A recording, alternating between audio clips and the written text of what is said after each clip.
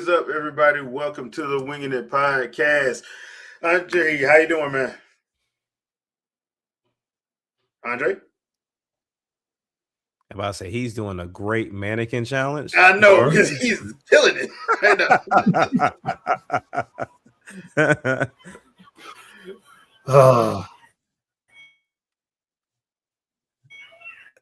Yeah. Nothing. Please. Daggone internet that decides it wants to be iffy once we start streaming for some reason. Of course. Of course. That's how it goes. All right. Jack, what about you? How you doing, man? We'll come back. I'm good, man. Thoroughly enjoying myself playing Final Fantasy VII Remake. I did not expect to have as much fun as I'm having currently right now with the battle system and even paying attention to the story. I like how they're pacing it so far in the beginning. I think I'm on like chapter 7 or something like that.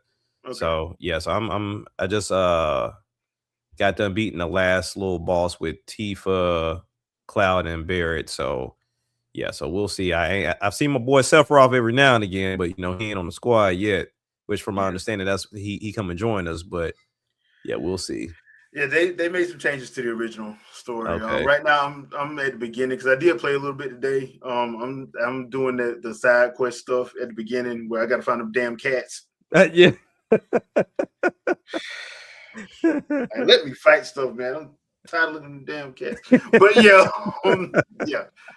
But I played a little bit today myself. I did jump back on Perfect Dark.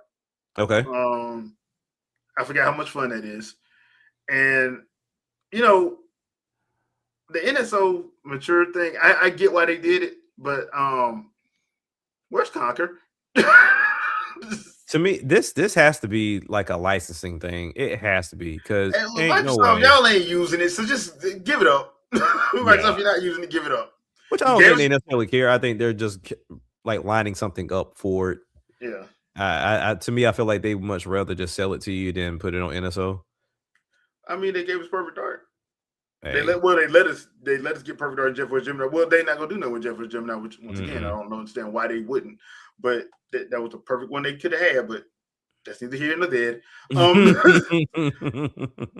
Also, if you guys saw the podcast yesterday, I was playing some Ocarina of Time, doing a little fishing, and we did we had a wild little test mode of testing games to see if the GameCube NSO controller worked, and surprisingly, it does.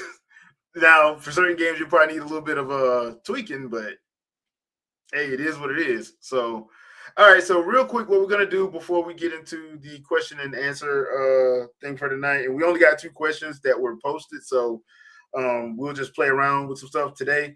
But there was a Yoshi trailer. We're gonna get to that in a little bit, but real quick, just to give your overall thoughts on that developer direct from Thursday. I mean, here's my thing. As just a presentation, I've always felt like, they should be doing it like Nintendo and Sony do it, right? Mm-hmm. Show us the games, call it a day. And if you want to do something a little bit more detailed, then, just kind of have like a direct specifically for that. So that way it's like, okay, we're sitting down and we're actually communicating with these developers opposed to this pre-recorded setup. But, nonetheless, it was cool. Out of the 4 games that were shown, I'm interested in 3. Unfortunately, I will have to wait until they either make their way to the Switch or just live vicariously through people on the internet because I'm not buying another console to play on. Forza's always been, like Horizon's always been a top-notch racer. It just looks even better. I don't know how they keep raising the bar with that doggone game. I don't get it. But then also, too, Fable looking top-notch. Hopefully, it continues to expand on what 2 and 3 were continuing after 1, and then also with what is it? Oh, the Beast Reincarnation game. Beast Reincarnation. With Game Freak. Yeah, I mean it looks good. It's in that we're in this era of that Souls-like platform. It's kind of reminiscent of when we were heavy in that World War first person shooter nonsense for a minute. Yeah. And it's like each time we go through stages, because I think we're coming out of this. It's not completely gone, but we're coming out of the everybody trying to do a roguelike game. Yeah. And now everybody seems to trying to start getting ready to traverse into the soul. Granted, it's more than I don't know too many Western developers or any that have tried to attempt this, but I'm pretty sure it's coming. So Well, outside of that, I mean, yeah. it was a direct for them. I wish this was a better story for them to say, you know what, this is at a good time for people to start showing more interest into Xbox, but in reality, it's not, and it showed with the release dates. Yeah. Every game that you saw, they emphasized like, yeah, it's coming to PlayStation as well. Even with her, Forza is not like a year-long thing. They said it's happening at the end of this year. So it is what it is, but kudos to their third-party side. Yeah, I guess. Yeah, I'll say. I'm in the same boat as you. They did ask Game Freak, was Beast of Reincarnation coming to Switch 2? Mhm. They played coy. Yeah, I'm guessing it is, but not this year. It's probably gonna come right. next year. Yeah. Which, hey, it is what it is. At this point, and I can understand that because probably Microsoft probably funded them the money for it. Yeah, I'm about to say, More than I likely. would imagine like trying to figure out whose IP it would be, because it may Yeah, not be Game Freak's call. yeah. So, and like I said, that game looks like it's gonna be fun. Um, I agree. I think we're getting out, but I also think we're getting out of Souls like too. We're getting out of both of them, Souls Yeah, like yeah, and yeah. Roll like, because we're seeing a lot more. It's going back to side scrollers. People are enjoying the retro style of stuff. Like that's Mhm. why we're probably going to start. If anything, we're probably going to stop seeing a lot of these open world everything, 100+ Mhm. hour everything. That's going to stop. Because one, you're not making money like that, especially if you refuse to put it on every platform. If Correct. you're a Yeah. third party, and you refuse to put it on every platform, how are you making money? Correct. Yeah. The other problem with that too is people be saying like, "Oh well, exclusives don't matter." Actually, they do because that tells you, okay, I can only play it this place, so I have to buy this system to get Mhm. it. Um, I understand why Microsoft's doing what they're doing because they ain't never really cared to begin with, and plus they got money like that. They don't Yeah. have to have. They don't have to have that. No. Nintendo's lifeblood is their Gaming. IPs Yeah. and their game. You're not going to see Legend of Zelda on a Sony system. I'm sorry, you're just not going to see it. No. Um, because and on top of that, would that fan base even play it? No. Now they No. say they will. No. I don't see them doing that. Because Nintendo's going to Nintendo. They're going to do their art style. You're not going to get ultra realism. They're not going to do that. No. And the way they do cinematic storytelling is different from everybody else. They Mhm. just do it different. And a lot of people don't. So there's some people that don't like it. I personally don't have a problem with it. You can see by Metroid Prime 4, I'm loving that story, but you Mhm. got some people that don't understand it because they don't want to. Yeah. They think it should be constant talking and they should be less, it should be 60% cinematics and 10% Yeah. gaming for some of that. And I'm like, Yeah. that doesn't even compute, man. They want to watch. They want to Yeah. watch instead of play sometimes. Yeah. Yeah. So I'm of that thought process at least.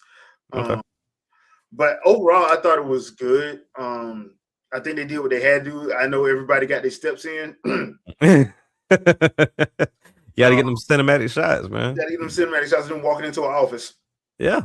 I just Got want to to. see. I want one person to just look down at they Apple Watch and just click. Yeah, I got my steps in today before they start. There. I just wanted to say just one time. Just one time. Like, yep, and that was 10,000. All right, so so like, that's what I mean, because they always got to do that. I'm like, dude, it's why y'all doing that? Hey, Yeah, they got to get their point across, but hey, it is what it is. yeah, it is what it is. All right, so this morning we got a trailer for the Super Mario Galaxy movie. Yeah. Now, they had a direct. I hate they call these directs because they're really not directs, No. but we got a direct for it. So I'm not showing the direct because the direct is only 5 minutes, and we're just gonna watch the movie trailer. So let's do that.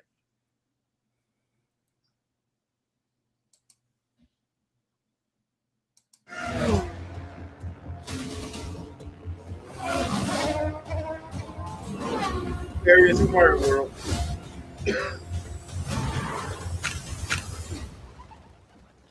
Oh, you're here. Now, where's the troubled pipe?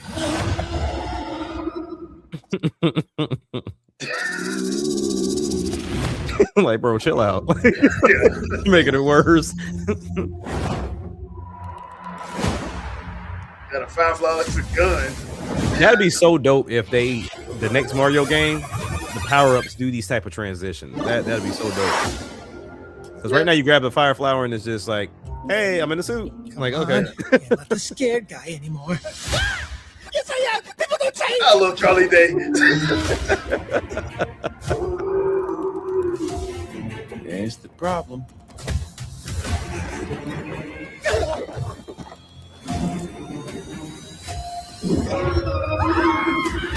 It's crazy the fact that he sounds like that.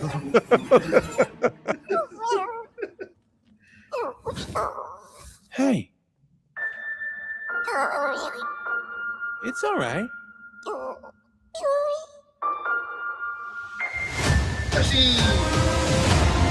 This gonna play in that cute factor.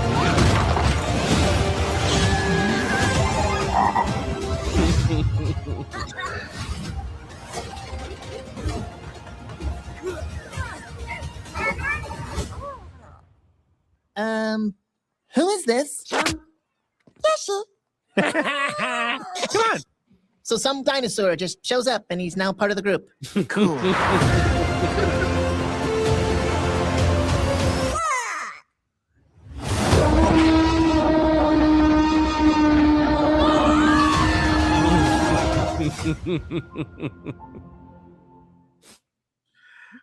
Okay, so many questions, man. So many questions. Yeah. So that was the Yoshi trailer. Now, I found that to be fun. If you watch the direct, they pretty much say like, yeah, we had to show this because people were complaining about not seeing Yoshi in the first trailer that they ran. So yeah, you got a Yoshi trailer. They also showed Mario and Luigi's babies, which means something's gonna happen. Yeah, I'm about to say that was my thing. Like, what happened? Yeah, so we're gonna see that, I guess. And I like the transition. I like what it looks like. I'm looking forward to this. I do find it odd that they are releasing this on April 1st. I felt like when we were doing the podcast last night, we looked up the date and I could have sworn it said the 3rd when we looked at it. And then now it's saying the 1st. I'm like, did it change or was it always that and we just looked at it wrong?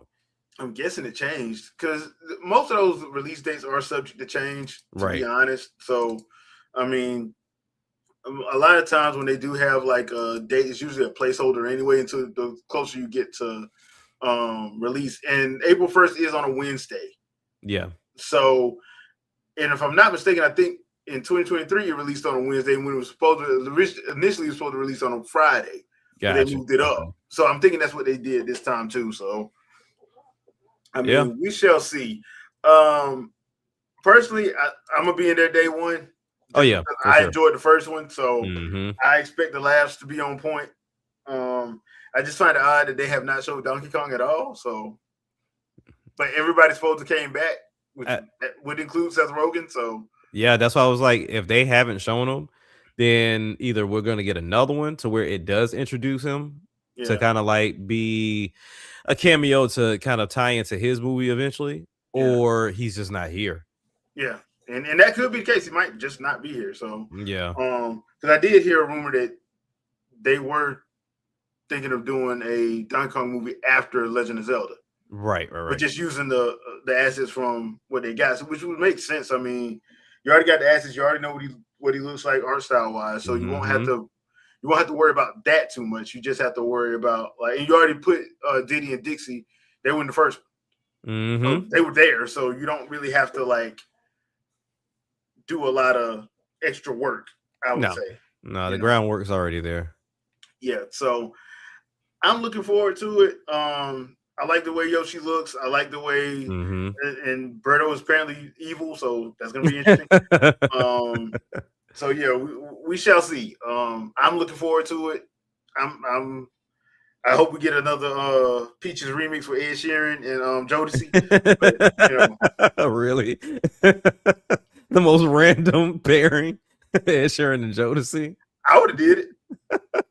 I would have did it. Jack Black can pull that off, man. I mean, he can pull off a lot. Yeah, Jack Black can pull that off. Like had it playing during the credits. Everybody lose their mind, bro. Don't have a post credit scene, just have a post music scene. Yeah.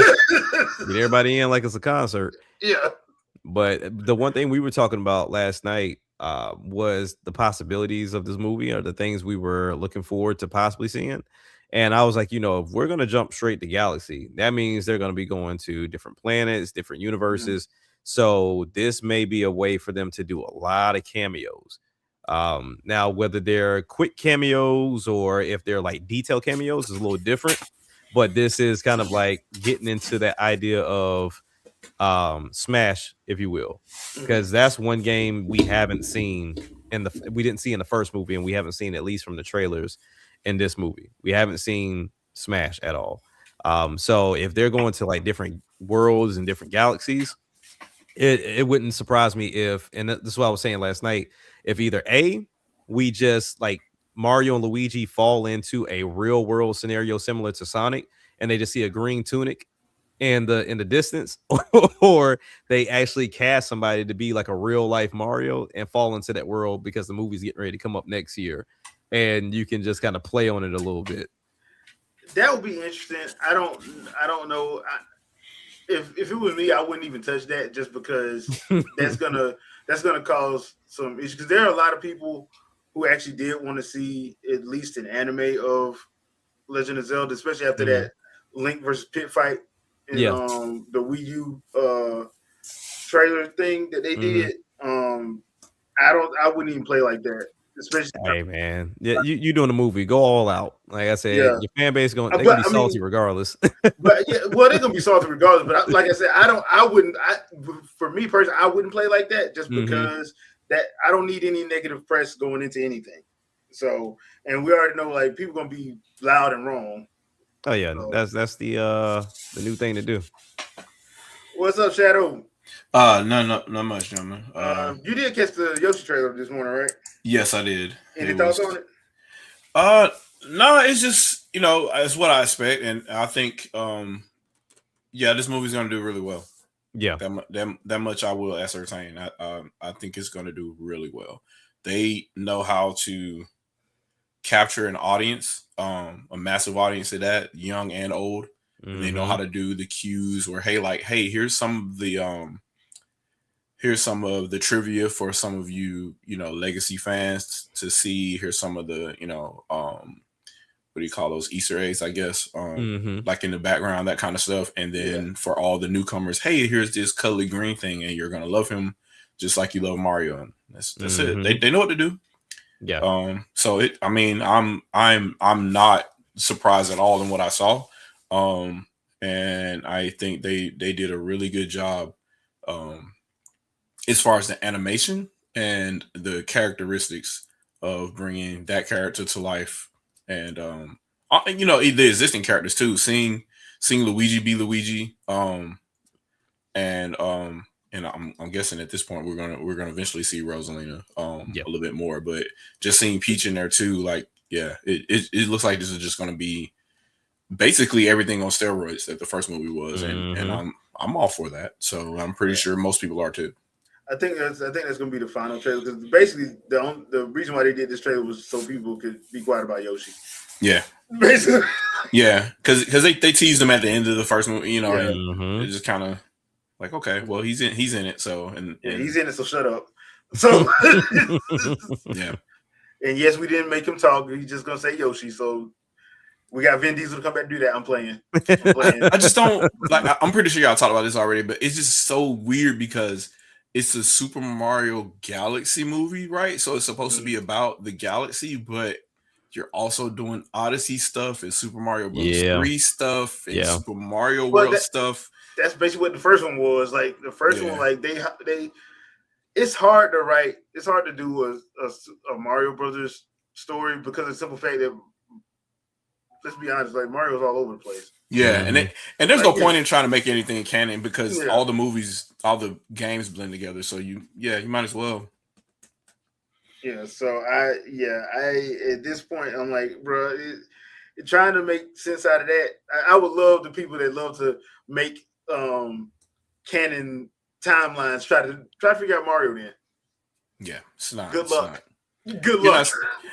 there's an Italian plumber from New York eating mushrooms and apparently flowers now and scraping them, and he's able to get all these abilities only in this other world. But then he got them on Earth too, fighting Bowser at the end of the first one. So Well, he did touch the star. He did touch the superstar, so that's and it different. worked. Like Yeah, so, it worked. I don't. Man, just go with it. Hey, that's it. That's all you can do. Basically, but that's how the games are. Man, just Mhm. go with it. Why does he have a Squirtle? Just go with it. Why is he in a beat? Just go with it. Why is he in a spring? Why is the spring coil wrapped around? Just go with it, dude. Just go with it. I was thinking he's in New York City. What is happening right now? Why is he able to do what he's able to do in New York? And I'm like, no, it's New Donk City. It's New Donk There City. you go. Yeah, Just that's go with different. it. Just go with it. All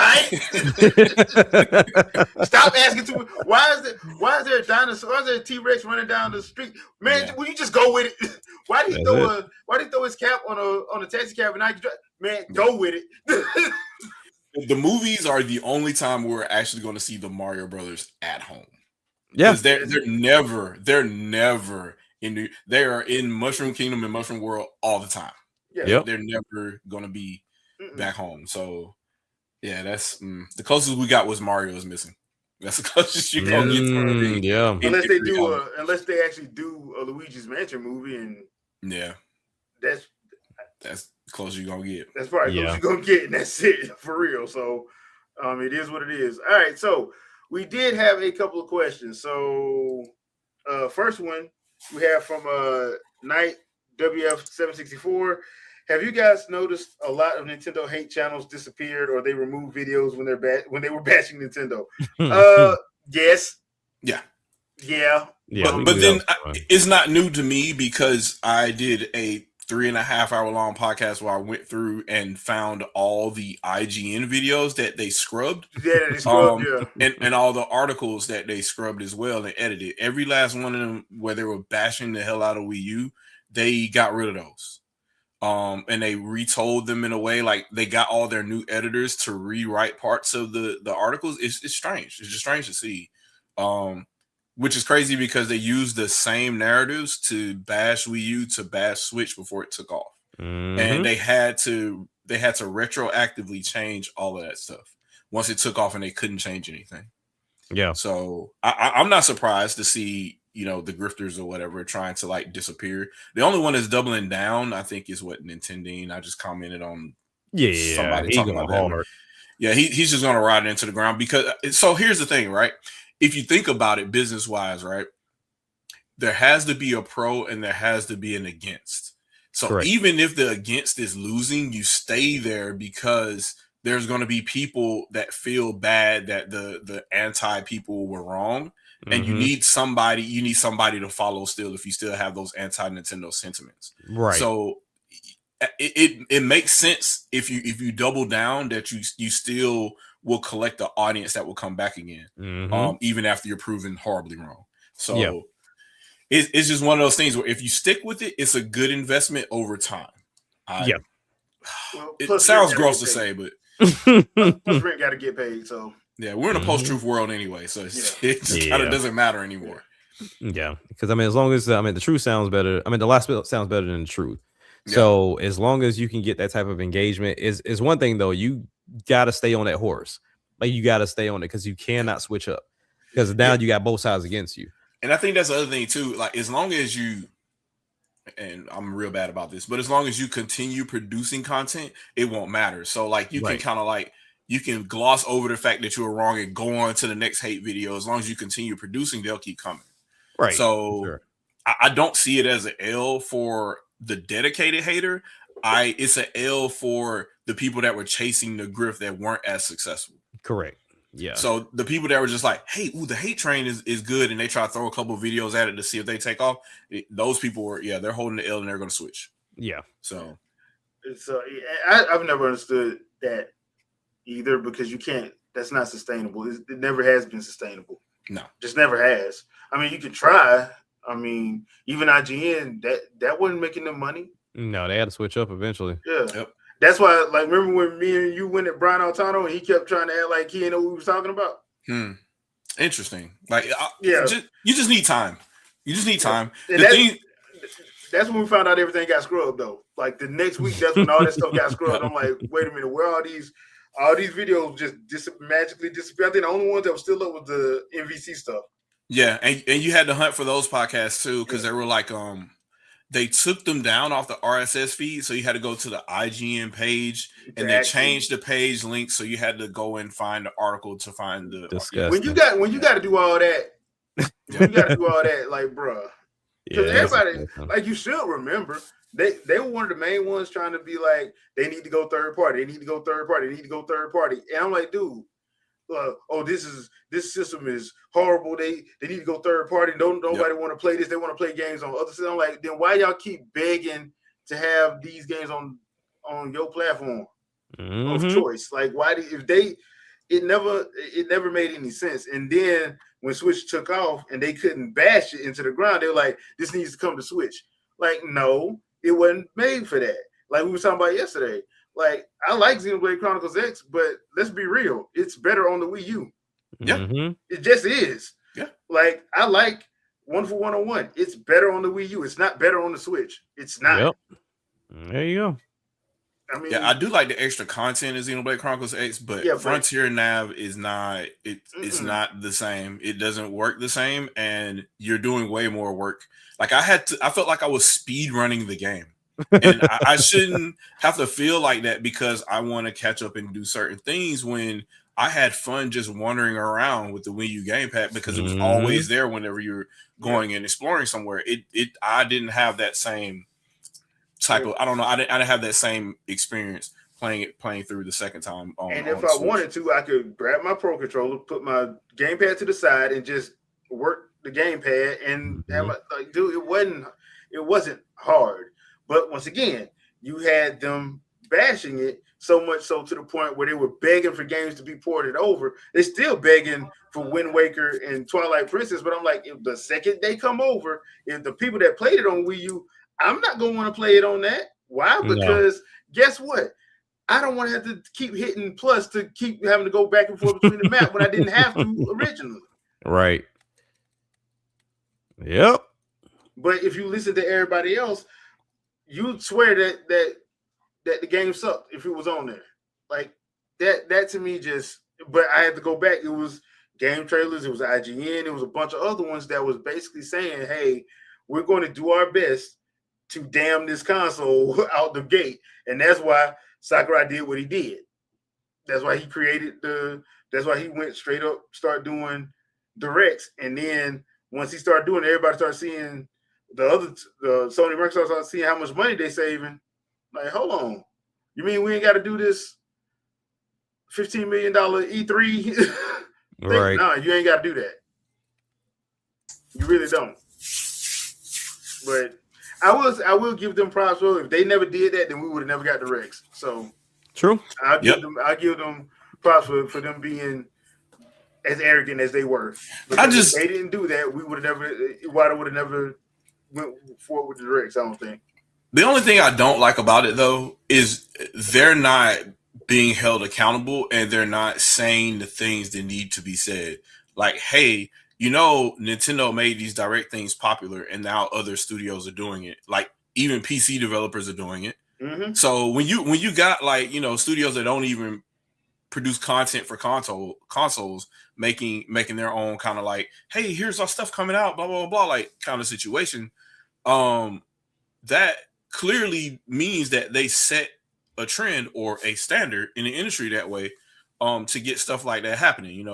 I have to say that now because industry standards are ratified and standards in the industry are things that happen more than once. But Yeah, so like when they don't talk about those things, they don't talk about hate. Like one of the things Player S has kind of pointed this out with the whole Christopher Dream drama going on right now is that so you talk about, hey, the Switch 2 is hurting right now year over year compared to Switch, even though you're comparing month 9 to month 6 of two completely different platforms that launches a completely different scenario, and Christmas doesn't matter at all for both of those platforms because everybody Right. jumped on them when the console came out. Right. So it's like, why are you even making that comparison? Number one, you're like, oh, well, it's bad for December for this console and November for this console, November for this console, and I'm like, what were the sales for Switch in September? Because Switch 1 sales for September would have been month 6 for Switch. So compare those to Switch 2 in December and see where you're at. Correct. We know what the answer is for that because we know Switch didn't sell 1 million consoles in September. They didn't. The majority of the Switch consoles sold when it first came out, and it sold anywhere between, I think, 600,000 for the rest of the year. In the US, it sold like 600,000 for the rest of the year in the US. So to get to around 4 million or something like that. And Switch was already at 3.5 million within the first 2 months in the US. So like, obviously Switch 2 sold better in the US than it did for Switch. And what you're trying to do is say that the console sold worse year over year for that particular month, and it's not a direct comparison from month 1 through 6 for both platforms. My thing is, if you're going to say that, also say what is happening for the other time periods as well. Yeah. Line, and you're not doing that. And the other thing is, you're not comparing what the year over year is for the other consoles either. You're not saying that, hey, Xbox is down like damn near 60% year over year, and PlayStation is down 30-something% too. Also, PlayStation stock dropped as well. Like, you keep saying these things. You say all the talking points that are bad about Nintendo, but they also apply to all the other platforms. November was the worst console sales for every platform since 1995, but somehow it was all on Nintendo's back. Well, like, I think you can't do that because we live in a different time frame. The tariff situation is real, so you can't sit there and be like, "Oh man, we're comparing this to back in 2017." That doesn't make sense. Because in 2017, you weren't dealing with tariffs like this. You just weren't.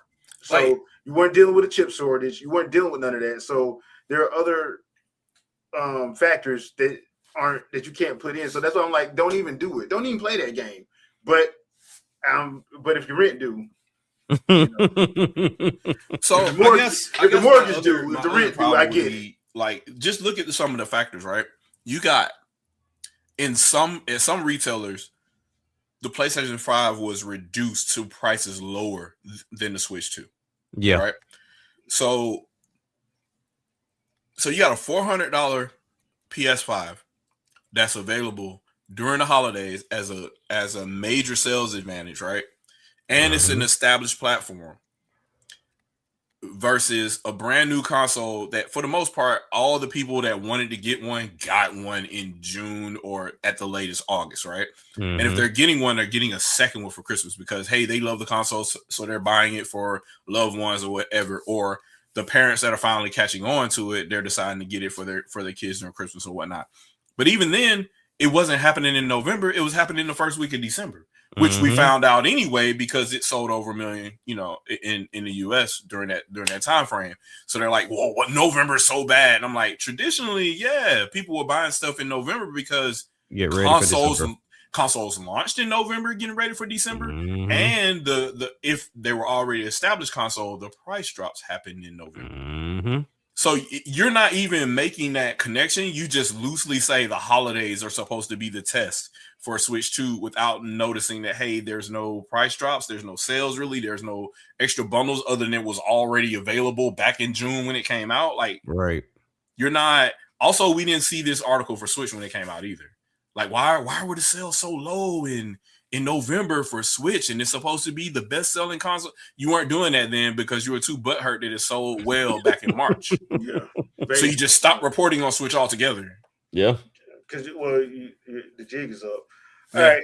Dark Void does have a question. Well, he has a couple of them. First one is, let's see. which Switch 2 game which Switch 2 games uh deserve the Switch 2 upgrade? He thinks The Witcher 3 and the Doom games, probably Wolfenstein. Something Microsoft, really. I would say as far as like the Switch 2 upgrade, I would probably say like the Switch first party ones like Princess Peach. They already got Kirby. Those ones. If we're talking about third parties, Witcher 3 more than likely, but to be fair to me, Mortal Kombat 1. Yeah. Mortal Kombat 1. Hell, it should have got 11. it. Yeah, it should have got that for sure. Yeah, that definitive edition should have been that. Yeah, and I don't know why they didn't. Yeah, that to me, Mortal Kombat. Once again, I don't think NetherRealm is totally at fault for that. I think that was more of a Warner Brothers decision, but still, to me, it should have been Mortal Kombat. I do think at some point Nintendo's exclusives probably will. Personally, I think Doom the Dark Ages should be on its way over. Honestly, because Dark Ages is not a bad game. It's actually pretty fun. So I think Dark Ages is probably on its way over at some point. But yeah, if I was thinking maybe Witcher 3, just because if you're gonna do it at Skyrim, you might as well do it at Witcher 3. Yeah, you might as well. If that's what you're gonna do, you might as well just go on and do it because they did do Skyrim, and for the 80 billionth time, they probably bad as damn Last of Us. I mean, but at that point, I feel like they should just go ahead and do a Witcher collection then. Just do Witcher 1 and 2, and then do Witcher 3 or whatever. Switch not to before editions. Metroid Prime. Yeah, well, not before Metroid Prime. Retro gonna do what they want to do. So pretty much. Yeah, I think they're taking their time on that one. So we'll see. Even though it really doesn't need it per se, I would love to see Pokken Tournament get some love for Switch 2 enhanced. So whether you're adding more Pokemon to the fray, or you're adding like some extra modes, because I don't think there's a sequel in sight for that game. No, they don't even sound like they're interested in doing a sequel. Especially with Haradagon. That ain't happening. Not unless somebody on the team just be like, "No, we're gonna do this." Like a passion project or something. Yeah. But the only thing that made me mad about Pokken Tournament was that stupid story mode they had that was just basically long for no reason. Yeah. That was it. But other than that, Stone Cold Stunning people with Pikachu Libre will never get old. Yeah. That was the only move I want to do. I want to stun you. Pikachu having a move. Stunner. As far as third party is concerned, now granted, they have a Switch 2 version already, but it needs to be fixed, and that's 2 Point Museum. So they keep hinting at the fact that they are entertaining or possibly entertaining the thought of adding mouse mode to it, but they just kind of went quiet. And everybody's like, well, that was a missed opportunity, like a really missed opportunity. And then also they need to optimize it a little better too. But other than that, I mean, it's a great game all in all. And, there's some slowdowns when things get a little heavy, especially when you start getting into like 5 stars for your museum. But mouse mode was a heavy miss. So I think that's something they can go back and add. But outside of that, I mean, I don't look at too many third-party games from Switch per se and say like, okay, they need to switch to, because honestly, some of these third parties are not doing a good job. Like they're cleaning it up, but they're not doing much else. Yeah. So we'll see. The other question he has is, do you think YouTube needs to have like a community though, like Twitter has? While it can cut down on misinformation, I don't think it will, because it's like a Wikipedia thing where people can put their own thing to it, and that's the problem. That's the problem with that. Yep. Because I've seen a couple community notes where it was straight up wrong. Yeah, and the source will be wrong. And they have a source, but it's just wrong. Yeah, so would it be nice? Yeah, if it was actually factual, but the problem is once you start letting people be the ones to update it, it turns to a Wikipedia problem. Where if somebody hates, they can go in and just put whatever they want to update it, and if nobody comes behind them and change it, it doesn't get changed. To this day, I try to update the stats for the for the specifications that I've confirmed for we use GPU, they get taken down every time. Every time. No source, no nothing to debunk what I put up, and I put a source up every time for the actual manual for the GPU is online. It's been leaked a long time ago. So the Latte GPU is up there, and it tells you about the wavefronts, how everything's set up and all that. So you know what generation of GPU it is. I put that information up there with the link to the source on there, and they take it down with no comment. Yeah, so that's the problem that you run into with stuff like that. And to be fair, I don't even like that just because I know like Musk and his team does that stuff too. They don't like something, they'll change it. Yep. Mm-hmm. So, and they've been caught doing that a couple of times. And since it's his platform, can't nobody really say nothing. So yeah, I think that's also what it just is. the key thing, because even though we advocate for Miiverse return, in all honesty, it's just going to take a group of people to stay on top of it and just have a location where people can actually go and share that information and talk about games. And then, like I said, most people try to utilize stuff like Reddit a little bit, but once again, it's hard to keep people out that shouldn't even be there, in a sense of truly gatekeeping. Like, I'm not gonna sit down and have a conversation with somebody about a game they don't have and or have never played. Like, that just doesn't make any sense. I've never understood that. Like, and I'm talking about will die on that hill. Mhm. I've never played this, and I ain't got to play it to know I hate it. Like, That's what? wild to me. That's wild, man. Well, I'm looking at YouTube, so I can tell the frame rate's bad. What? No, you can't. Like, No. what? Because especially with, look, I use YouTube a lot, but YouTube has a lot of degradation on it. Oh yeah, Like, YouTube so ruins a lot of stuff you- for sure. You kind of have to play the game in the highest performance. So if your game, if you can play it in 4K, you kind of have to do that just to make it look good in 1080. Yep. Yeah. I Mhm. think It's kind of sad. I think the biggest example of that is what the anti-Nintendo grifters were doing when they saw the YouTube footage of Cyberpunk on Switch 2 and how they were regurgitating all that. Look how bad it looks. So then CD Projekt Red just said, we'll just put all the raw videos on our page. And people started downloading them and looking at them. They're like, oh, this ain't bad at all. Yeah. What? It looks like this. So even if I upscale my monitor to 2K or whatever, and I look at it 1440p on here, oh, it looks this clean? Okay. Mhm. You have to like basically if you're gonna put it on YouTube, you can't do it live. No, you can't. You'd have to do it as a video and then upload it. That's why, like, most time when I did my boss battles video for like Metroid Prime, I did it when I put it through in YouTube. I bumped it up to 4K just so it'll show good in its actual. Because if I didn't, it wasn't going. The degradation just bad on YouTube. Mhm. It's kind of like below what you actually put it in. So if you put it in 1080, it's probably only going to show like it's in 720. Yep. So what I do the same thing. So I will record something in 4K, and then so once it's sampled by YouTube or whatever, and somebody watches it in 1080p, they get to see the full 1080p because it was recorded in 4K. So that's kind of the gist there. So oh yeah, they compress the hell out of your stuff. I mean, it's the same thing we do with our audio. Like, they compress the hell out the audio. yeah. So we try to upload with WAV files instead of uploading with MP3s, because it's already compressed with MP3. And then they double compress. They double compress it, and it just sounds awful because Facebook is bad. Like, when we go and upload, it was like, oh, it's a new song. Everybody's like, why does it sound like that? I'm like, Facebook don't compress the hell out of it. I don't know what else to tell you. That's why people stopped using Facebook for gaming, because Yeah. it was getting bad. Like, and I think they were doing it to try to like relieve stress on their servers. But I'm like, bro, you're killing the stuff that you're trying to promote. So it ain't working. Twitter asked how about the impossible Final Fantasy VII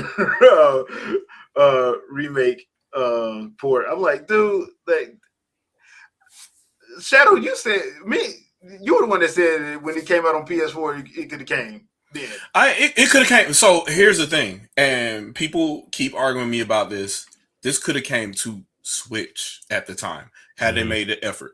Obviously, you're dealing with file size. You're dealing with memory bandwidth and stuff like that. But what you do is you rewrite the game for 720p, and it's fine, right? Oh well, it couldn't do this, it couldn't do that, it couldn't do this, blah blah blah. I'm like, Switch has its own register for certain things, and if you're writing the game for 720p, it's overkill for that. So whatever physics you got going on, or whatever other things you got going on in the game, or whatever, all that stuff can be adjusted over time. And if you just want to be cheap about it, delete NPCs or whatever other kind of stuff you want to do in the background to get things stable until you figure out what you want to do to make the game work in 720p for that platform. Right. Obviously, when you go to Switch 2 and that system is, I don't know, anywhere between 4 to 12 times more powerful, depending on what you're doing in the game, it can definitely be done. Yeah. So, and now we're seeing like PS5 ports being there, and they're like, oh, well, that's a PS4. It looks like I'm like, no, Integrate is never released for the PS4. No. This is a PS5 and PC game that is on Switch 2 right now. Because they wanted people to buy the PS5. So they refused to put it on PS4, even though people like, this can play on the PS4 Pro. Yeah. They refused to do it because they wanted people to buy the PS5. I remember because I'm sitting up here like, I have Final Fantasy VII Remake. I'm like, all y'all did was add DLC. Yep. That's literally what they did, but that's what it was. And I'm sitting there like, okay, it is what it is. I laughed because I thought it was funny. But that's why now you're getting Rebirth and the third one, and you're getting Final Fantasy 16 all coming to Switch too. I'll just say they got to do it because Square got to make money. They're trying to make money. I'll say much. So Final Fantasy VII Remake is a containerized type scenario. It at some points in the game it breaks up and then you get into semi-open world, right? You got whole ass Breath of the Wild, whole ass Tears of the Kingdom, which is effectively Breath of the Wild times 3, right? In 900p docked on the Switch, right? All these physics and all these other things happening. You containerize that and put it in a smaller game and higher asset quality or what. I don't want to even say higher quality. It's just textures that look more realistic to you, right? Right. And that's definitely possible on that same platform. Obviously at a lower resolution, so you're talking like 900p max, maybe 1080p if you work around with it in 30 frames per second or whatever. But every Switch is not the same because now you got to account for a Switch Lite and stuff like that. So you got to build from the lowest common denominator. So it makes sense that they said, you know what, let's just go ahead and do it on Switch 2 because we don't have to worry about any weird whatever kind of stuff. And because we don't want some guy out there that's only playing on the Switch Lite and the game is not looking too good. So I understand that choice, but it's like it was possible. It's just they got different SKUs now, so they can't just say, oh well, if you play on dock, then you get this better experience or whatever that's dedicated for playing in HD on your TV when the majority, well, I won't say the majority, but there's a big populace that are playing on the go on the original Switch, and it's not going to look as good in handheld mode there because you want your battery to last for longer than 30 minutes. So, let's see, Sony. like those are some of the things. Like the Switch is a powerful device for when it came out at the time, and people wanted to like downplay that and all that. I'm like, you show me the hardware and the portable PCs in 2017 that were doing what they were doing. Like it took the iPhone to undo that SoC a year later. So and Apple's $1 trillion company. So like it took that to undo that SoC. So I don't know what else you want me to tell you at that point. Like Nintendo they got a good deal at the time. Yeah. And it worked for them. So yeah. We do have a question from in the Discord from 8Ball 1970. He asked, when do you think the 2 terabyte express micro SD cards will roll out and how much will they cost? Any plans for either 2K Sports or EA releasing college hoops for all platforms later this year? All right, so the first question, I would think because they didn't really show them at CES this year, but it was kind of hinted. I'm thinking probably spring or summer. Yeah. It's probably when you're going to see the 2 terabyte ones. And I'm thinking the reason why they're going to do that is because they want to make sure they can manufacture enough. Because right now, if you try to put them out now, it's only going to be a certain limited amount. And then on top of that, you don't know when you're going to be able to run a second run through. So it's probably going to be, if I was just making an educated guess, probably spring or summer. So I wouldn't even think about looking for it until like May or June at the earliest, I would think. as far as the 2K thing, man, I don't know. It's EA. I don't know. I'm waiting for the EA anonymous senior developer to say it sucks. So I'm waiting for that. So here's the interesting part about the sports aspect, right? So Madden did fairly well. Madden was sitting number 1 on the eShop for quite a while. Yep. Because it, even though at launch people still had their issues with it, and I was also upset that it wasn't 60 because you would like those high speed games to run very smooth, but it is a very playable thing, like 30 to 40. It kind of fluctuates, but it's very playable. Now when you look at the flip side of like 2K, that's not playable. Like even my son, he loves 2K and he forces himself to play the Switch 2K when he's here, but he has it, on his PlayStation 5 at his mom's house. But he's like, Dad, it's almost impossible to time these shots. And I was like, yeah, I know, because let's say 2K wants you to like measure, like, okay, the release point's at the top of your head. Yep. You have to let it go as you're coming up before it registers that it's at the top of his head. And it's never consistent. And forget even going online, because online in itself is already inconsistent. So now you add that on top of it, it's a hot mess. But I will say, for college football, Madden, we got WWE 2K, MLB The Show, and an NBA 2K. Like, they all are very doable. Like, they showed us that WWE 2K25 runs smooth. That's a solid 60 game. And it looks amazing. It's on par with PlayStation 5 and Xbox. So it can be done. It's just the difference between all of them is a Nintendo in-house company did the port for that one. Yep. And the other ones had their own developers do it. So I don't know if you just say, all right, cool, Shiver, you do all the sports games, or if you like talk to Shiver and figure it out. But ultimately, there was no excuse for Madden or NBA 2K to run like they ran. You know what the irony is? The irony is the lead Madden developer now, Tiburon, used to be a Nintendo only developer for the old school Maddens back then. Yeah. That's what's so funny about it. Like, they should just come back home. Yeah. And they, Nintendo should just be the lead platform from here on out. I said it yesterday on the live stream. EA, Ubisoft, Activision, they were too big to not have their own dedicated teams to certain to each of them. These 200 people, y'all work Nintendo. These 200 people, y'all work Sony. These 200 people, y'all work Microsoft. Why? Because that way you give them dev kits, they already know what they got to do. Yeah. But here's the crazy part. That was a thing. Going from the fourth through the sixth generation, that was a thing. Yeah. That's how you did it. It just stopped at some point. Yeah. Shadowfox, you got a question?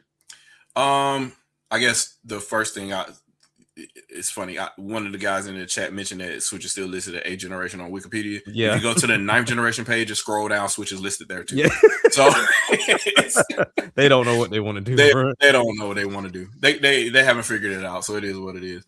Do I think Nintendo or the company who does their game cards, who would be at this point it would be Macronix. Lapis did the original cards we see right now, the 64 gig cards. Will release a 128 or 256 GB, and do you think the forever physical crowd will be happy? The forever physical crowd won't be happy because they're anti-Nintendo. Yeah, it's nothing about I want physical forever, because these same people are totally okay with buying key cards for PlayStation 5 and Xbox. Correct. And I told people when I first saw it on my Series X, they have key card listed on there when you go in that Microsoft shop, by the way. Mm-hmm. Yep. So it's like all those people that had no problem buying Indiana Jones. Yeah, they had no problem buying 2K, and then or Call of Duty at that point was literally just a CD key. Like they had no problems with that. They had no problem buying Final Fantasy 16 or 7. But I have the full game on disc. Okay, let's see you do it without internet on your platform. Go ahead, stick that disc in there, see what happens. See what it tells you. See what it tells you. Yeah, because what are you gonna do when they shut down server? What are you gonna do? Exactly. Because you just bought nothing. We shop still up right now. Yeah. I can re-download all my old games right now on my Wii U through Wii Virtual Console. I can go and re-download arcade games now, Wii U arcade games now, Wii arcade games now. So, and obviously that means I can re-download Wii U games and in 3DS as well. So, and that's, we're talking about going back on almost 20 years. In November, it'll be 20 years. It'll be 20, yeah. So, I mean, obviously the games are going to be there at least that long if they're still supporting Wii at this point. So, the forever physical crowd will not be happy. I have some slight, how can I say this, positive thinking with regards to them having 128 gigs coming forward. I think it's going to be probably like an exclusive deal for like Microsoft and specifically Activision, so they can do their Call of Duty games and stuff like that, and they'll probably charge a premium. I will say this: if you're going to get these physical carts, be ready to pony up. Oh, don't be mad. Don't be mad when Call of Duty there's a Nintendo tax on it. So when it's $70 for PlayStation 5 and it's 80 or 90 for the Switch 2, you want physical. And it requires, 128 gig card. Like, you got to pony up. So how bad do you want it? Kind of situation. So I don't think the forever physical crowd will be happy about that either, because the whole goal is they want parity across the board, regardless of how much the cost difference is for both Macronix and Nintendo. And the third party. And once again, the problem goes back to, like, you can't demand stuff and then not want to buy it, not want to pay for it when it happens. Because I'm like, personally, I think they should have 256 cards for certain people. Like we saw with Call of Duty. Call of Duty, what, 318 gigs for that whole game? Something like that, yeah. Like, okay, 128 for Final Fantasy 7, fine. But you're going to have to pay $80 or $90 for it. Yeah. Well, that's not fair. Yeah, it is. Do you want to play the game or not? Do you want to take that cartridge and put it in a Switch 2 that's never been online at all and be able to play through that whole game? All right, then you pay that money. Yeah. I don't know what else to tell you. And don't get mad about it because you want this. Yep. So, and that's the other part that people don't want to. People, that's why, and I've said it before, that's why I hate the idea of free-to-play games, because they're not free. No, they're not. Like, you wind up paying stuff on the back end, because when I would just rather just put the 59 or the 60 or the 70 on there and I'll just buy it. Like, that's one thing I did like about Killer Instinct when they did it in 2013. They gave you the option. If you want to pretend like it's free to play, fine. But if you guys want to play this, it's $59. Yep. For the whole thing. I didn't want to be nickel and dime, so I just bought it. I just bought it. So But I hate the idea of, because people now really do think, oh, well, did you see what 2KXO is? That means they can make all these fighting games free. No, they can't. They still got to get paid. Those people that made that game, the artists, the developers, the people that does the background music, they got mouths to feed too. They got bills to pay too. Yep. If games were made for free, your game would be on eShop right now. Yeah, that's true. That is true. Yeah. So ask yourself why your game isn't on eShop. Yeah. And then so I hate that, but you got people that's they see something and then they go with it, and it becomes their identity, and that's what they're going down that hill for. And I'm just like, bro, this is not what you think it is, man.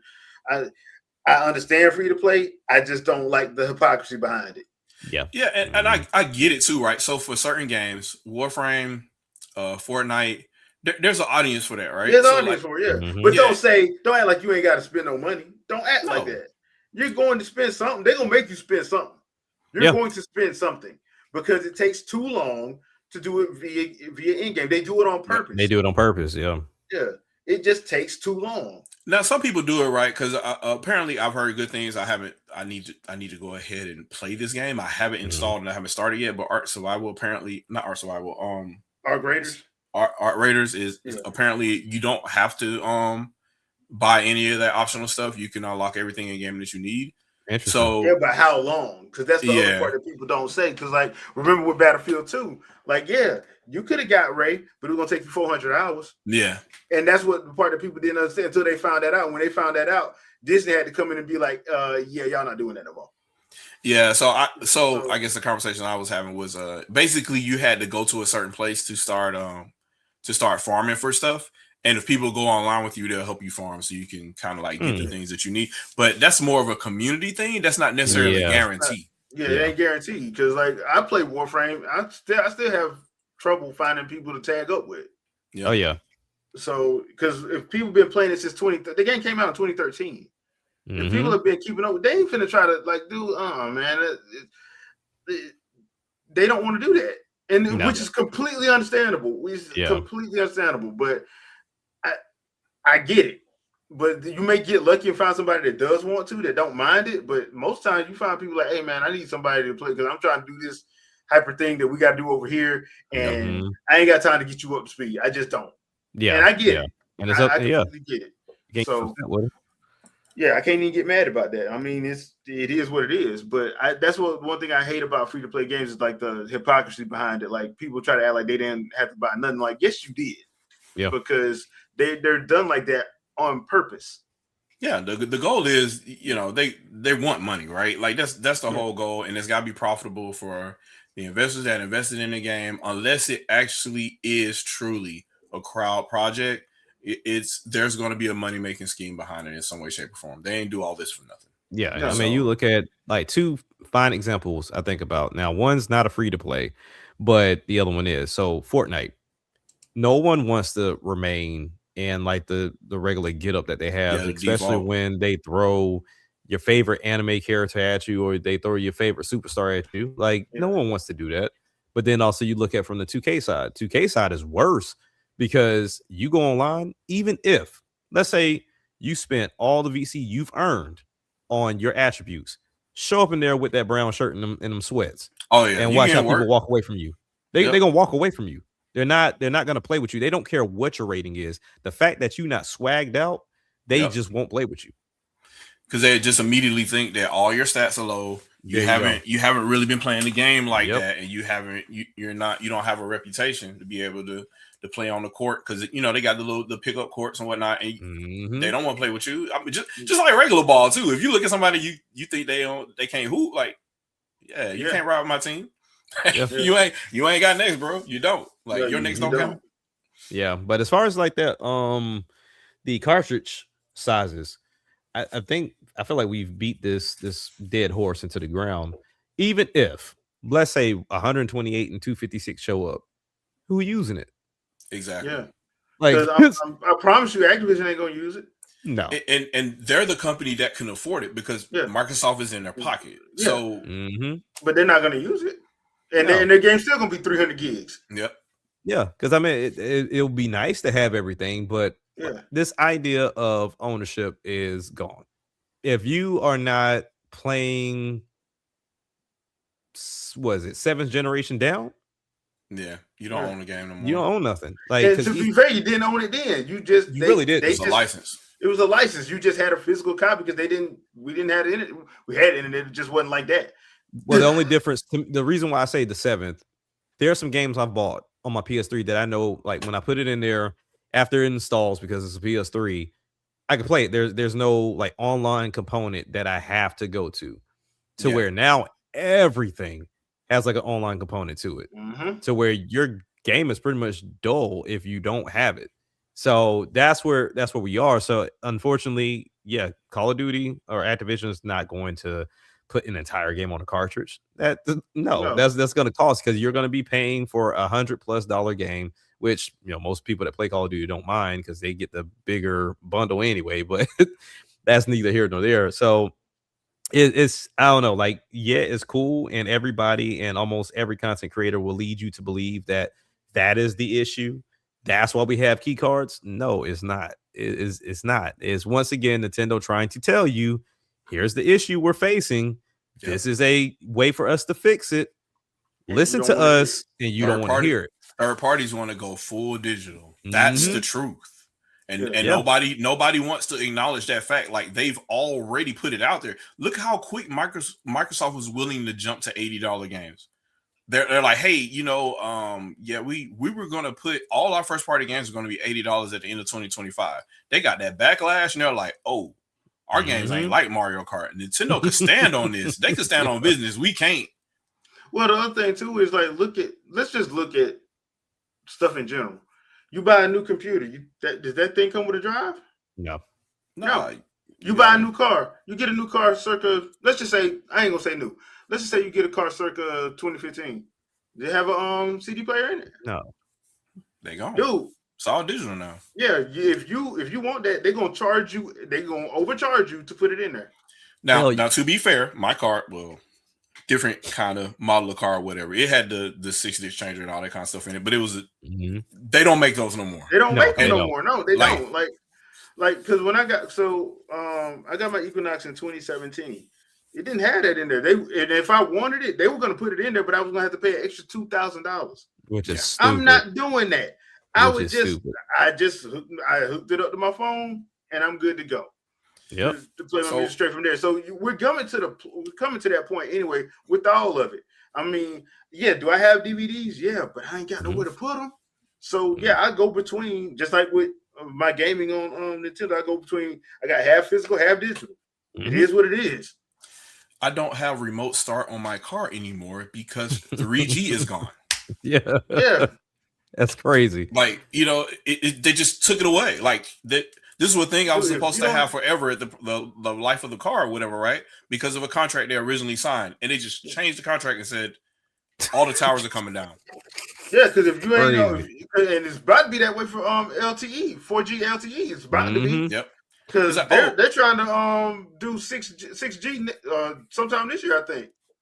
Wow. And mine was before they started charging you. So other people had to get refund checks because they were subscribing to get that type of service in their car. So they were getting refund checks when the 3G towers went down because they had subscribed for a whole year. So they had to, it's a whole thing, man. And they're just like, yeah, we're going to take it away. They're just 4G and up now. Every tower you see now is 4G LTE and up. Yep. And like I said, they're about to get rid of 4G LTEs because they're about to go to 6 and 7, I think. That's crazy. I think that's a country that's actually. I think there's a couple countries in Europe that's already on 6G. Yeah, that's disgusting. Yeah, so I mean, it is what it is. I'm like, stuff evolves, man. I'm like, it's just it is what it is. And once again, you never really owned the game. You owned the license to play it. You never really owned the DVD. You owned a license to play it. That's why if they ever want to come after you for selling your DVD to your cousin or your friend, they could have. If they wanted to, because you're not supposed to do it. There's just not enough money in it for them, so they don't. There you go. Yeah. So, but like if you sit up there and you ripped it and put it on Pirate Bay, yeah, they gonna get you. Oh yeah, they gonna get you. So it is what it is. Like that's just. And I hate the game preservation people because they lying through their teeth. So what are you preserving? They're like, oh, well, Nintendo games, blah, blah, blah. Like, what are you preserving that Nintendo doesn't already have a copy of? Like, they got a whole museum now. What are we? They have emulators in their museum. How do you think they got those emulators? They got them from the community. You sure? Because they hired the guy that created the emulation ROMs and the emulators. So, what? It's their emulator. Yeah, it's not. Nah, bro. Like, you can't talk to ignorant people though. You really can't. Nintendo think about this company. This company held on to controller parts for the NES so they could resell you the NES Classic. They used that to empty extra stock they had from a console they haven't made in 40 years. That and the SNES. Both of them. Yeah. So you think they don't have the raw files for the game they made for those platforms and they have the actual hardware still? Did it so much to the fact that people wanted Sega to do it for each one of their consoles. They wanted Sega to do Genesis, Saturn, CD, and Dreamcast minis. And I'm like, Sega, like, we ain't doing that. I'll just say it again. Nintendo doesn't respond to anybody. They set the standards for the industry all the time. There you go. All the time. They don't respond to anybody. They're oh my God, they're not getting with the times. No, they are the times. They are the times. There you go. Like, and it's always been like that. So I don't get where that ever came from, to be honest. It's just funny to me. I like you name one thing that Nintendo decided to chase and follow that they didn't already try to do before. Correct. I'll wait. Like most people always try to follow them. saw what happened with PlayStation Move and Connect, which I thought they would have did good if they would have actually stuck with it, but like it's Stick kind with of like nothing. it's kind of like what I said about. I know some people got mad about me for saying I enjoyed the Vita, but I did. I'm like, if I think Sony everybody did for the most part. if Sony would have stuck with it, they would have been able to do something. But once again, they let all of their first party stuff go, which still boggles my mind why they did that. I don't understand that. Were they just internally? Were they just not seeing the sales that they wanted? Like what was going on? Couldn't have been the play. That couldn't have been the case. That could not have been the case. My thinking is they listened to either analysts or some saying that, hey, we can go in this cinematic route and that'll make us catch up with Microsoft because we're an electric conglomerate. They didn't have Microsoft money. We're an electric conglomerate and we can hang with them, and we can brand ourselves as not being kiddie. We can brand ourselves as being hardcore. And that's where the whole hardcore and casual came from, because the Wii was beating both of their asses, and they was HD. They're supposedly HD. So those I said supposedly HD. The now HD twins. Yeah, because now we're getting all these remasters. Because remember, all those games were supposed to be in 1080, 60 frames a second back then. Now we're getting all these remasters that are really 1080, 60 frames a second. But you said it was back then. Yep. So hold up. Somebody lying? The PlayStation 3 was promised to provide 2 simultaneous 1080p 60 frame per second streams. You were supposed to be able to play Gran Turismo on one TV, then have a second TV as like a panorama so you can have everything going, and have your PSP as a third screen, as a review mirror. That's what it was supposed to drive originally. Those are the prototypes that they put up in 2005. If you don't believe me, go back and check it again. That's what they were promising. Because that's when they had the Batarang controller. Yep. That did not happen. Yeah. So that was a lie. So in 7th gen, you were lied to 7th and 8th gen. You were lied to. And the only company that told you the truth, you said they lied. Yep. Every game was 480p, and they were working just fine on Wii.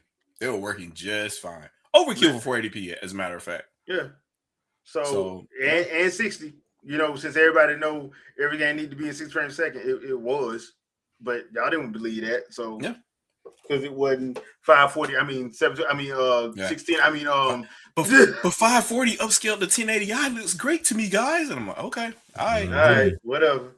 So yeah, it is what it is.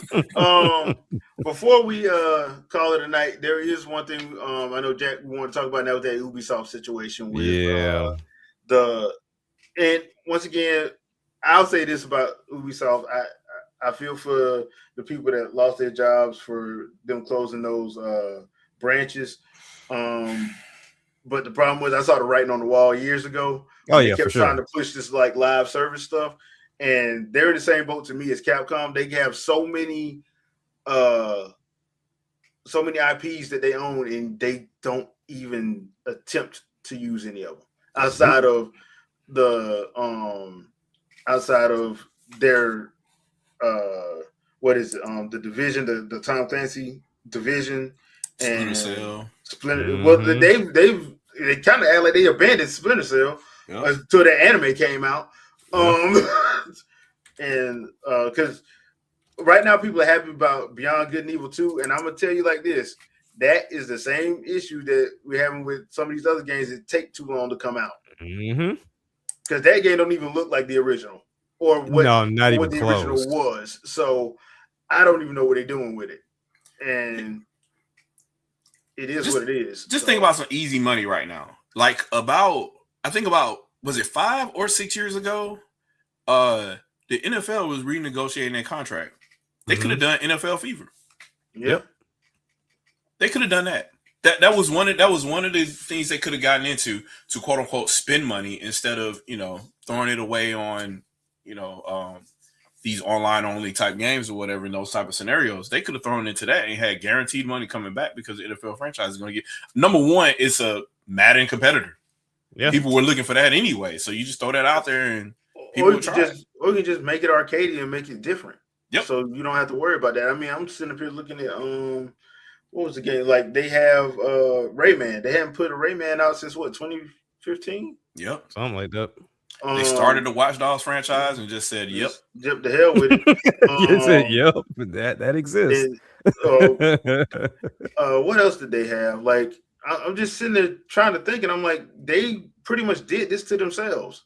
I'm Oh, thinking yeah, they right did. now they did Call of Juarez. That was critically Oh, acclaimed. Red Steel. Red Yeah. Steel Red 1 and Steel. 2. Yep.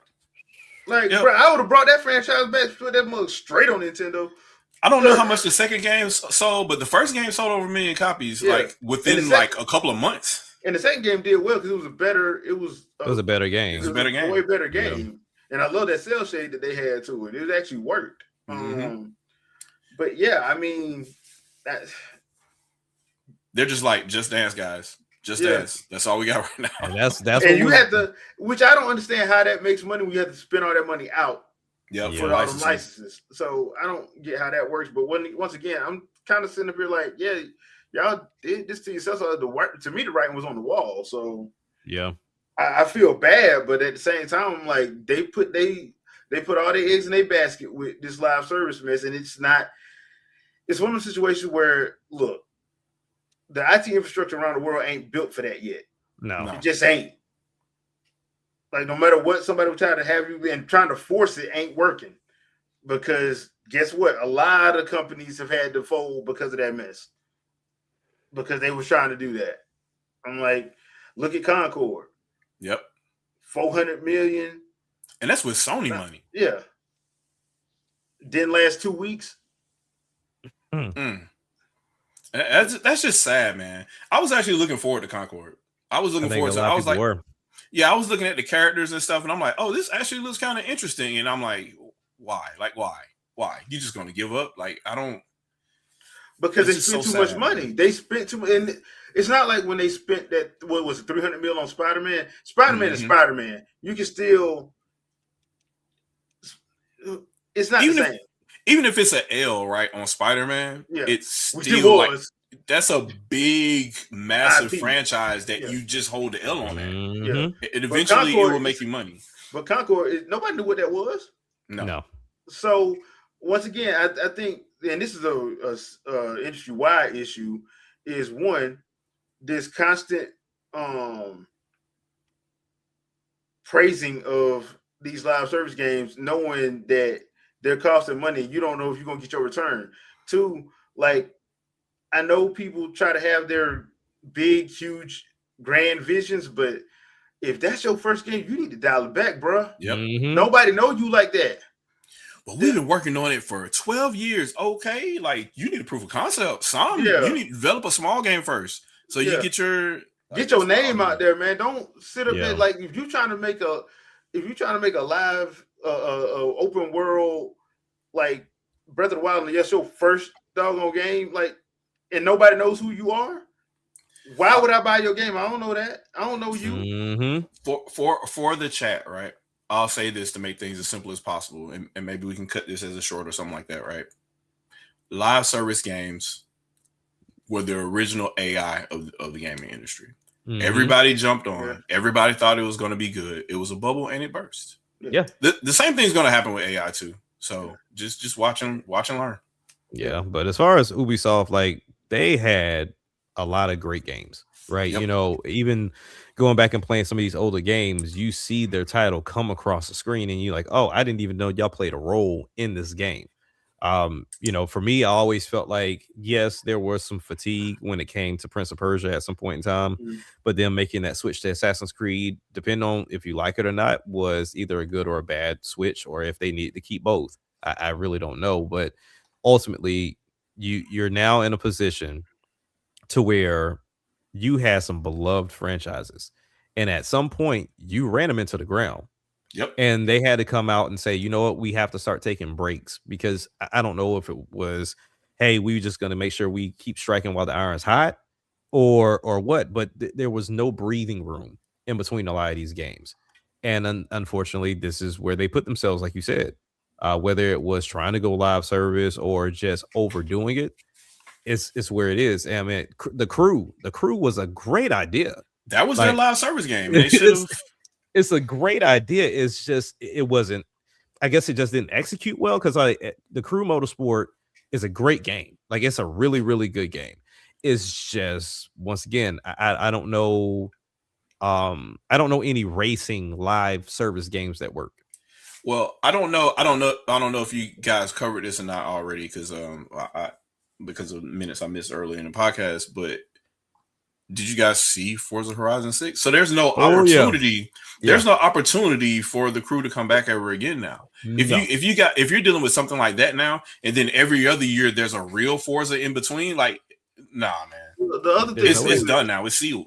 The other thing too is like Forza is a name. Yep. Mm-hmm. They've earned it. Like Gran Turismo, whether you love it or hate it, they've earned it. Yeah. Like you can't come in here with trying to do what they doing, thinking you're gonna compete with that. You're not.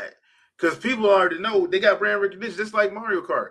Mario Kart has brand recognition. People can sit up and cap and say all day they hated Mario Kart World. They still playing it. Yep. Mm-hmm. Oh man, this game is horrible. You will never be able to beat the heights that Sonic Crossroads have met. As they play Mario Kart. Then why y'all still on it? Oh man, Kirby Air Riders just makes Mario Kart. You don't even need to play Mario Kart no more. Then why you still on it?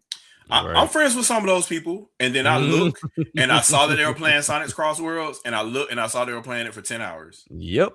And then they put it down. Yep. It went right back to Mario Kart, didn't it? Because the thing is, like, people like to use the excuse of nostalgia, right?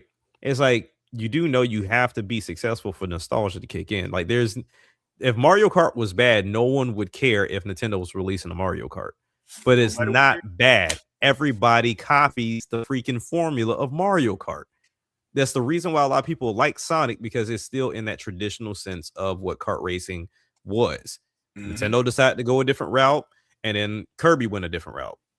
Now, whether Nintendo stays here or not, that's up in the air. But ultimately, they established and they said, "Hey, we've mastered the formula, so now it's time to go do something different." To where Sega's trying to still figure it out. I think this is part of Nintendo's investment in 2005 to Monolith. So I think they're going to really do this with just about every franchise they can. They're going to open world all of them. I don't know if that's a good thing or a bad thing, but once they did it with Zelda and they saw it take off, it was only a matter of time. I'm like, they're going to do this. But Monolith is going to co-develop just about every major franchise from here on out. And you saw what they did with Odyssey. So yeah, I don't think they're going to do it the way they're going to do open world, but they're going to do it their way. They're not going to do it the way. Oh yeah, they always everybody does it. Because like if they do it the way everybody does it, they're not going to make money. No. Yeah. So Mario Kart obviously is done. Mario Kart World is done the way that they want it to do it. They're already halfway there with Metroid Prime 4. So I only see a matter of time they're going to do all their franchises like that. So you'll probably see an open world Kid Icarus game that way as well. I just see it coming. All of them. Star Fox definitely. They're on their way to Star Fox. They're literally making. They're building. They're building the infrastructure to make it happen. So I see it coming. Star Fox is going to be very interesting, just for the simple fact that people get weird about that particular franchise. Because the way people talk about it, you would swear that thing was a $15 million seller. Yeah, it's not. Until you actually start playing it, you realize ain't nobody playing it. And that game's like 2 hours long, but it's meant for playability. Playability, yeah. Like you're not meant to be playing this 40 hours. So correct. Yeah. I don't know how that would work.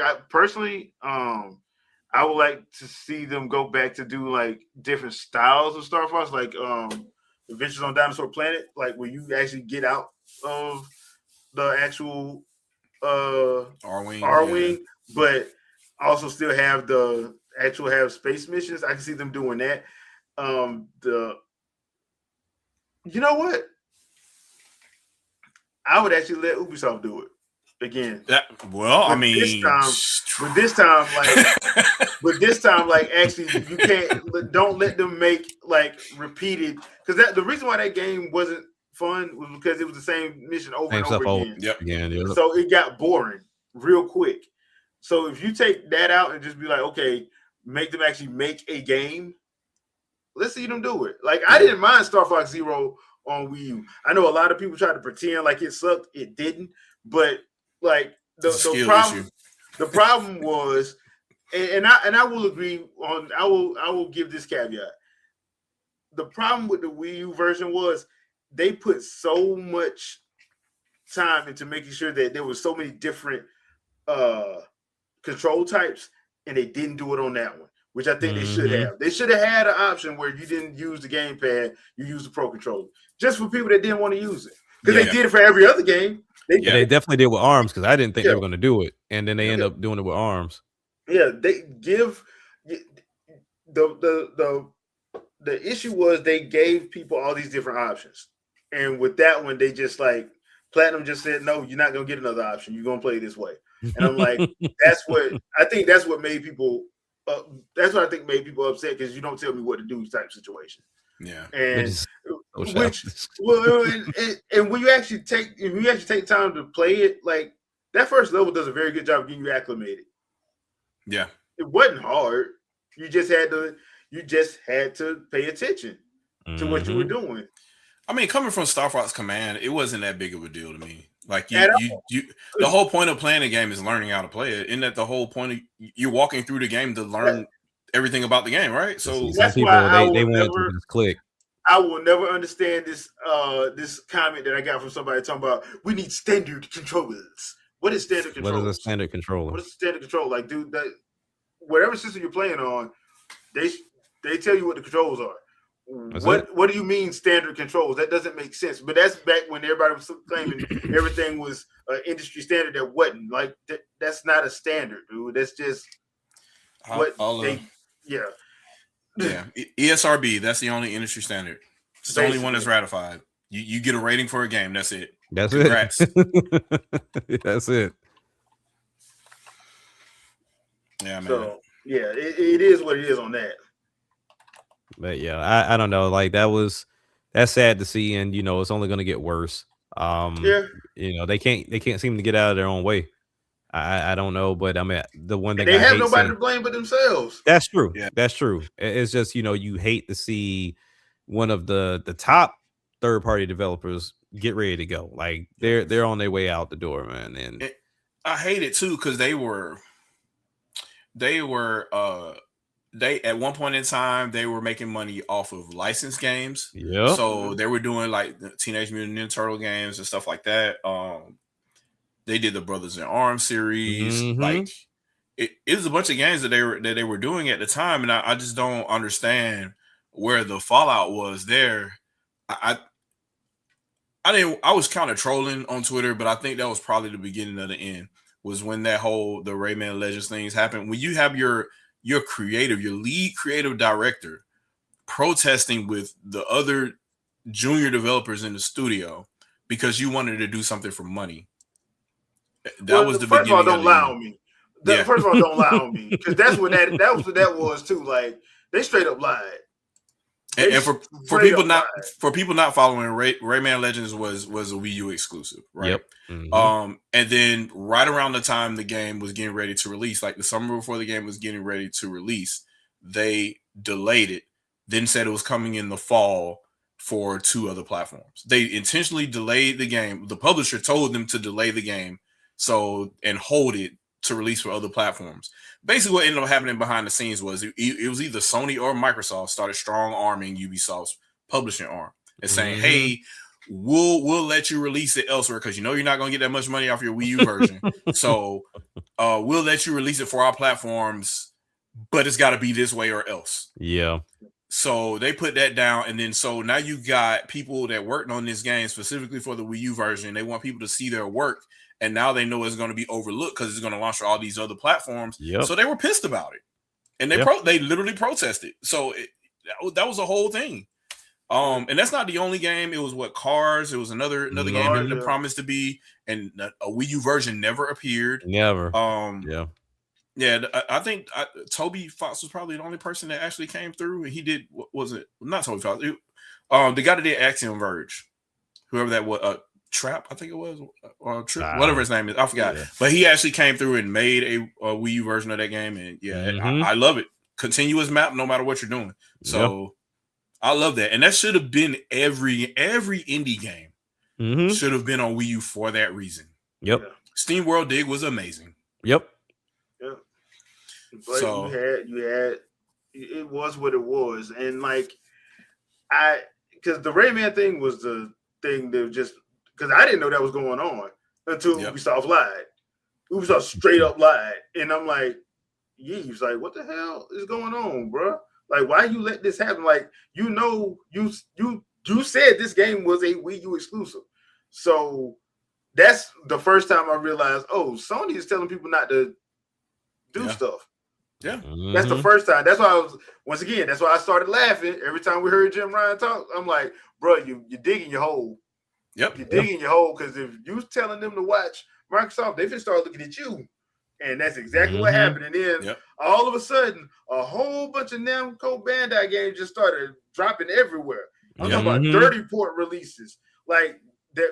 And I'm sitting up here like, wait a minute, I played Tales of Symphonia on PS3. It's the same issues that was there. And then it took a patch 8 months later for them to fix it. then magically after that, especially after all these damn court documents start coming out. Now all Persona games are coming to Nintendo platform. Interesting. I wonder what the holdup was there. Yeah, because I have never heard of a exclusivity deal that lasted console generations. I've heard of them lasting a year. I've heard of them that's at the max. I've never heard of them lasting 2 console generations. So anybody was saying that, oh, you got to look at what Sony did. They was wrong. I'm like, you got to look at what Sony did too. They wrong too.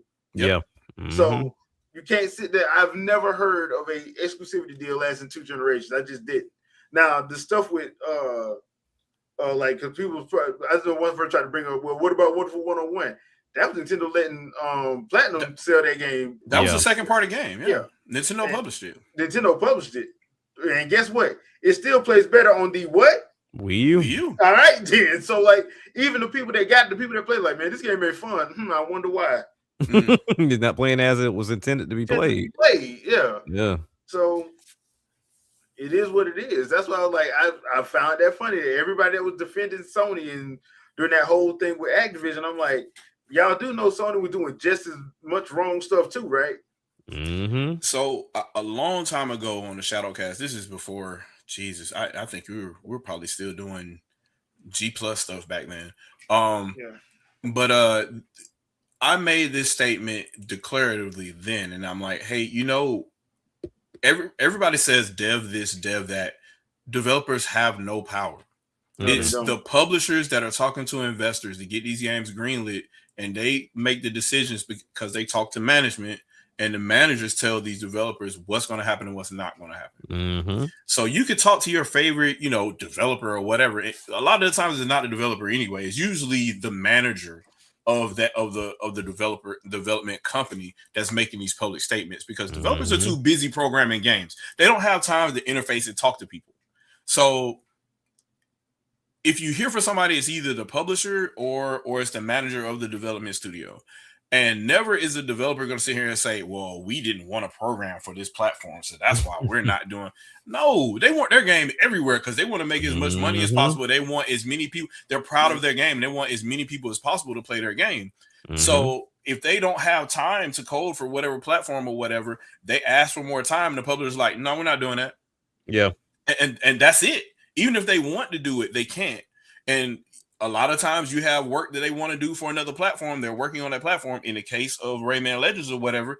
And they're like, hey, recode this game from scratch for PS3. Do it now. Like, what? We're about to launch. We're going gold. Nintendo approved our. Nope, you're going to hold it.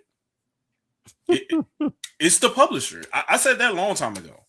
So, and now we're seeing the fruits of that. Well, we're seeing in court documents, definitely that's exactly what's happening. So now you got first parties talking to third party publishers and saying this will happen or else, or, this is what we need or else, and vice versa. So yeah, man, it was never your favorite developer that tweeted one time. They have no say in any of this. JP Kellums kind of said that stuff way back then too, when they were talking about the whole the Bayonetta situation. Oh, dude, they got mad at Kamiya for that, and I'm like, Kamiya, we went to Sony and Microsoft first. They said no. Like Nintendo was the only one that came through. You wouldn't be playing it if it wasn't for Nintendo. Period. Yeah. Sega was still trying to finalize a deal with Sammy then at the time. So Mhm. there was no, they didn't have money to spend. All their assets were frozen. So they Yeah. couldn't publish anything if they wanted to. Yep. Yeah. So it is what It's it is. amazing. But So all in all, man, I mean, I agree with everything y'all just said. And one thing that always baffled me too with Ubi was, we all know most developers have their go-to IP. Like, hey, this is the IP I can rely on, and the fans love it, and so we're going to rely on it. Rayman disappeared. It's almost yeah, like it didn't do well, but it did well. Yep. yeah. And But it did well on the Wii U. It didn't do well on the other ones. but even Ain't with the that- re-releases though, like even with Yeah. the re-releases of like Rayman Legends and even the Origins games, right? Yeah. They did really, really well. Now, granted, they were not the 3D Rayman, because we Yeah. haven't gotten a 3D Rayman in a while. It's Yeah. still the franchise that most people are like, what's going on, dude? Like, why have we not seen this game in so long?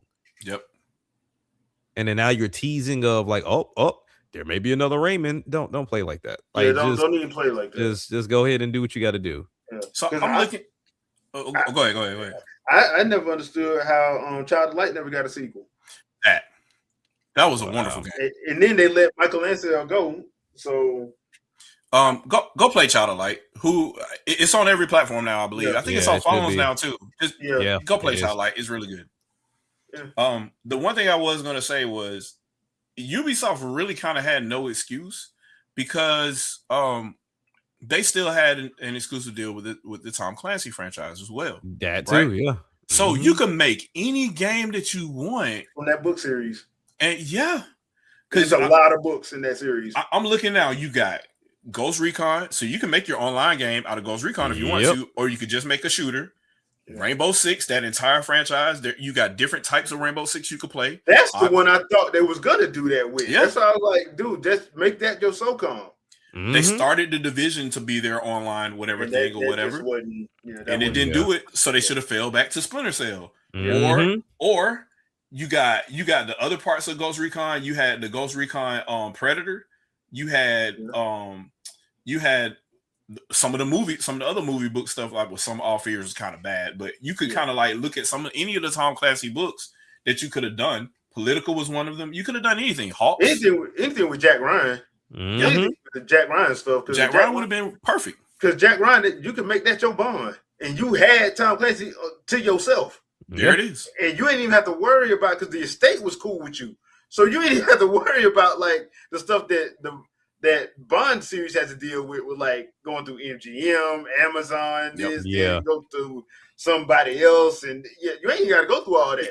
If you just look at the list of Tom Clancy novels, there's no limit to whatever type of gameplay stuff that you're prototyping or whatever. That could always end up being a Tom Clancy property if you want to. So, like, if it came down to it, you got immediate name recognition, you got a good title you can throw out there, and you're immediately going to get some type of user response day one. Yep. That is true. So That is I true. don't know what happened with that, other than the fact that they overspent probably on the Division. I'm guessing at this point. Oh, which yeah. is More than probably likely. that's probably what killed the Tom Clancy name for them. But because I don't think they was making money Wow. like that, especially off the. Because I think the reason why they did the second one is kind of like the same thing with Destiny. Remember, Destiny wasn't supposed to have a 2. yep, It was also been Online. the first one and online, but they just didn't get it. And then that's when they made an actual story for the second one. That's why they made it 2 instead of doing what they should do in the first one. But you know what? Yeah. I just for Destiny, I just completed my own fanfic and just went from there. I'm done because it's never going to be complete. Bungie has been split in half. Like, it's not. I'll just go back and play Oni all over again, and Mhm. I'll play Myth, and then I'll do my own thing. I'll figure it out. The Rampant AI series, I'll just do that myself. They're not gonna finish it. yeah, no. they're not. They're not. All right, peeps. It's coming to that time. Thank you, everybody in the chat. We appreciate you for coming through and hanging out with your boys. Shadow, anything you want to pimp out? No, somebody mentioned Devil's Third in the chat. I wish I had bought Yeah, the game because me it's probably too. $5 million right now.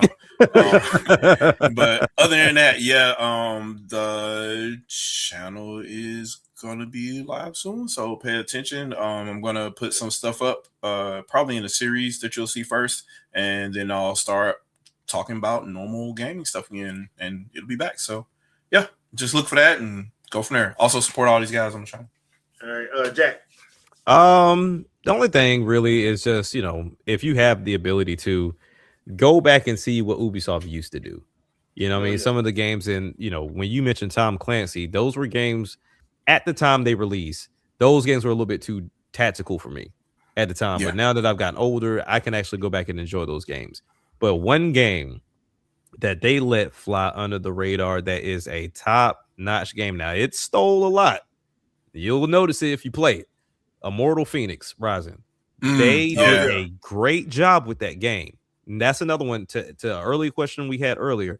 If Ubisoft could take the time to do a Switch 2 version of Immortal Phoenix, oh yeah, on that'd point. be good. Because what killed that was Breath of the Wild killed that. Breath of the Wild killed that one, and it killed Horizon. And unfortunately, the other game, Horizon. Forbidden West, because it launched around Tears of the Kingdom. Yeah, like bro, yeah. Hey, you know, don't come at the king. The power, and it's like Nintendo wasn't even trying. That's what's so funny. It wasn't not intentional at all. Like, but I think what messed that up too with Ubisoft was like they kind of tried to go at them a little bit, like try to be like, yeah. I'm like, bro, I don't think you should have did that. They shouldn't have did that. Mario Rabbids, bro. That's you. You sit in your corner, Mario Rabbids. That's your closest you're gonna get to coming to this. Yeah. So it is what it is. Anything else? Nah, man. Everything else is good. Like Shadow said, support everybody here. Also support everybody on the Sandstorm channel as well. Mm-hmm. And then also the superstar of the group, Vicky. So make sure you show your love before we get in trouble. But yeah. For me, I do have a couple of. I did do a live stream yesterday. These guys were on it. We did do. I was supposed to have been doing Legends of the Fish. Couldn't get to the fish until after we got off. Was gonna play Soul Calibur. We have paused that. Yeah, but that's my fault. But we did rebound and was actually able to get find out a lot of games are playable with the GameCube NSO controller. So check that out. We just went through a bunch of games to see if they would actually play, and they did.